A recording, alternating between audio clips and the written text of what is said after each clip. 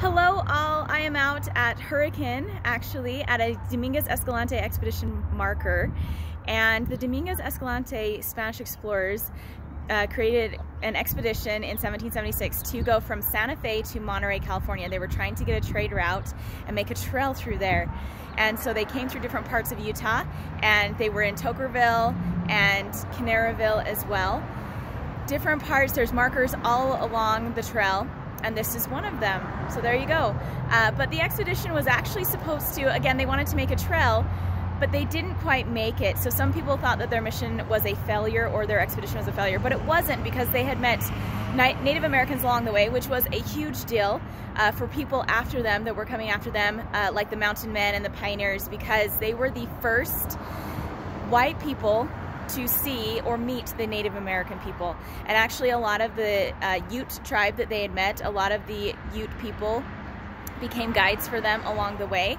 And so it was a huge contribution, or something that helped open up the West, just because since they were the first white men to meet Native Americans, it wasn't so shocking when other white people started coming into the West, when the mountain men started coming in and the pioneers were coming in. Now that doesn't mean that there weren't problems, because there are a lot of problems and a lot of clashing of cultures, but that was one of the major things they did. Also, they traded with the Ute people. They traded horses and guns with the Ute people.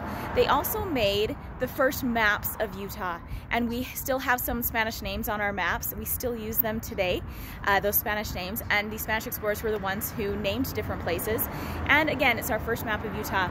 Another thing that helped open up the West, or another contribution, was that these people were the first to write diary accounts, first written accounts of Utah. Father Escalante was the one who kept a diary of everything that he saw along the way, all of his interactions with the Native Americans. So that was really a big deal.